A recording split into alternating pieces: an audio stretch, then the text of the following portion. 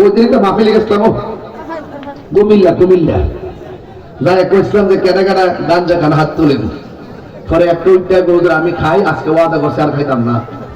পরে আরে ভোর থেকে বলে 1000 টাকা দিছি, আমি আবার ভাবলে যাই এটাতে কিনা খাইলিস না, বলে তুই যে কোন কারণে কইছ যে খাইতে না, তুই না জানোস নেশা করে তো ধর্ম নাই।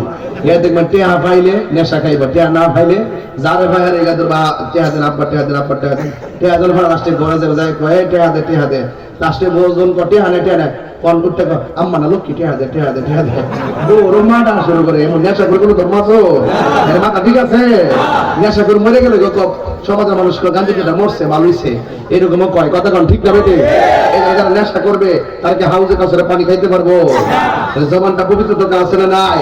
এবার আওয়াজ করে এখন বন্ধ, নেশা, ইয়াবা, ফেন্সি, গাঞ্জা, সুদ, ওই যে একটা কথা কই ইদানিং আমার আছে না অনেক লোকে আজকে একটা বছর ধরে কইছে হুজুর বর্তমানে আপনি সুদের ওয়াজটা করেন না। আমি বলছি যে কিরে সমস্যা আছে, তুই সুদের ওয়াজ না কইরা 500 বছর বাচ্চা থাক, আর আমি সুদের ওয়াজ কইরা 2 দিন পরে বলে দেব এরপরে বালা কি জানোস নি? আর সুদ কোন মোল্লা হারাম করছে না, সুদরা হারাম করছে আমার আল্লাহ। আমি সুদের ওয়াজ নতুন করি না রে বেটা, 21 বছর আগে থেকে সুদের ওয়াজ আমি সুদ করে যেই পাস যেই বেটা একটা সুদখোর কোটি টাকার মালিক হতে পারে, কিন্তু মসজিদের সভাপতি হওয়ার যোগ্যতা তার নাই। কথা বলেন